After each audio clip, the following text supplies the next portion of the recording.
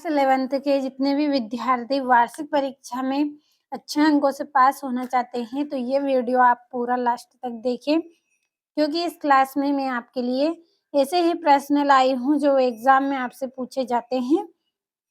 तो पूरा full solution आपको मिलेगा इस वीडियो में। तो यहाँ पे मैंने जो इतने भी प्रश्न आपको इस वीडियो में बताऊंगी सभी के आंसर की पीडीएफ तैयार की है। अगर पीडीएफ आप लेना चाहते हैं तो वीडियो की डिस्क्रिप्शन में नंबर मिलेंगे, कॉल आप ज़रूर करिएगा इन नंबरों पर। तो पहला प्रश्न है आपका, सही विकल्प चुनिए। तो पहला है, कीलाकार लिपि का संबंध किस सभ्यता से है? तो इसका आंसर आएगा मेसोपोटामिया की सभ्यता से। दूसरा है, रोम में प्रिंसिपेट की स्थापना कब हुई थी? तो इसका आंसर आएगा 14 ईस्वी को।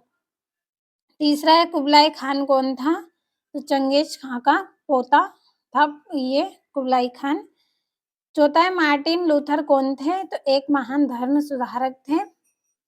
पांचवें प्रश्न पढ़ते हैं, ऑस्ट्रेलिया के आदि मानव को किस नाम से जाना जाता है? तो एवोरिजिनीज के नाम से जाना जाता है।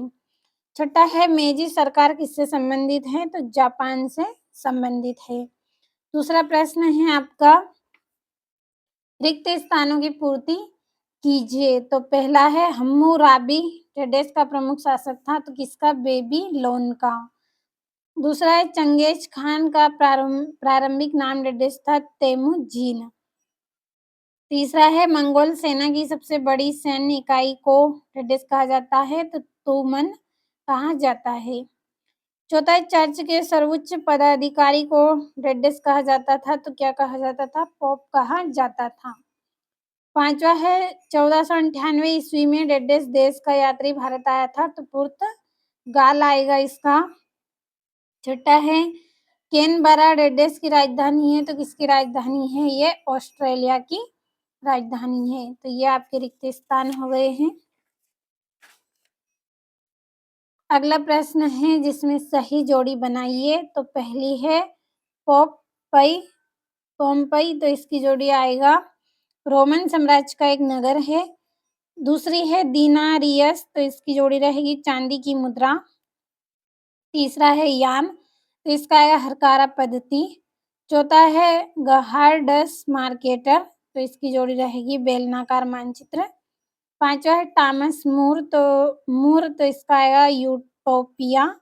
और सीमा छियन, तो इसकी जोड़ी रहेगी आपकी चीन।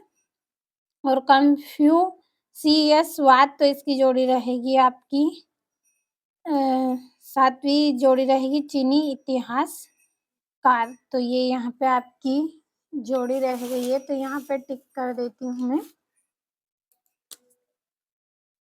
तो ये आपकी इसमें सातवीं जोड़ी रहेगी। अगला है आपका, एक वाक्य में उत्तर आपको इसमें देना है। तो विश्व में शहरी जीवन की शुरुआत कहाँ हुई थी? तो मेसोपोटामिया में। दूसरा है, पादुआ विश्वविद्यालय कहाँ स्थित है? तो इटली में।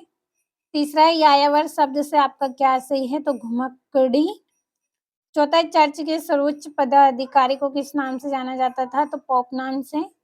पांचवा है, दूरबीन का आविष्कार किसने किया था? तो गैलीलियो ने किया था। आयरलैंड किस देश का उपनिवेश था? तो इंग्लैंड। और पीकिंग विश्वविद्यालय की स्थापना कब हुई थी? तो 1902 ईस्वी में हुई थी। अगला प्रश्न है, सत्य का असत्य का चयन करना है। तो स्क्रीनशॉट लीजिए आप, मैंने कंप्लीट कर दिए हैं। और ये जो आप यहाँ पे क्वेश्चन देख रहे हैं, इन प्रश्नों के आंसर की पीडीएफ अगर आपको लेना है तो वीडियो के डिस्क्रिप्शन में नंबर दिए जाएंगे, आप कॉल कर लीजिएगा, आपको पीडीएफ मिल जाएगी। तो ये छठा है आपका, मेसोपोटामिया की भौगोलिक स्थिति बताइए। यूनिफॉर्म का अर्थ बताना है। रोमन सम्राट ऑगस्टम के शासनकाल की प्रमुख विशेषताओं को स्पष्ट करना है। और मंगोलों के जनजाति कबीलाई समाज की प्रमुख विशेषता। और ये समानती व्यवस्था में सर्प कौन थे? तो 2-2 नंबर की प्रश्न है ये। यहाँ से 12वां प्रश्न है आपका। 13वां है, मूल निवासियों के विस्थापन से क्या अभिप्राय है? मानव शास्त्र किससे संबंधित रखता है? संक्षेप में लिखें। मुत्सिहोतो के विषय में आप क्या जानते हैं? रोमन साम्राज्य की धार्मिक स्थिति पर संक्षेप लेख लिखिए। चंगेज खान की सफलता के कोई 3 कारण बताना है और समांति व्यवस्था के दोषों का वर्णन आपको करना है और बॉक्सर विद्रोह के कारणों की विवेचना करना है। मेसोपोटामिया के उर नगर की विशेषता की विवेचना देना है 4 नंबर में। पूर्ण जागरण इटली के नगरों से ही क्यों प्रारंभ हुआ स्पष्ट करें। अमेरिकियों के लिए फ्रंटियर्स के क्या मायने थे और विश्व के राजनीतिक मानचित्र में निम्नलिखित क्षेत्रों में से कोई 4 क्षेत्रों को आपको दर्शाना है। तो ये आपके कुल 23 प्रश्न हैं। वार्षिक परीक्षा के लिए बहुत ही महत्वपूर्ण है। जिसको अच्छे अंक चाहिए वो पूरे प्रश्नों को कंप्लीट करे और एक वीडियो में मैं आपको पूरे प्रश्न नहीं बता सकती, इसलिए मैं आपको यहाँ पे सेटों के माध्यम से क्वेश्चन बताऊंगी। तो 4 सेट दूंगी, 4 ही को आप कंप्लीट अच्छे से करें।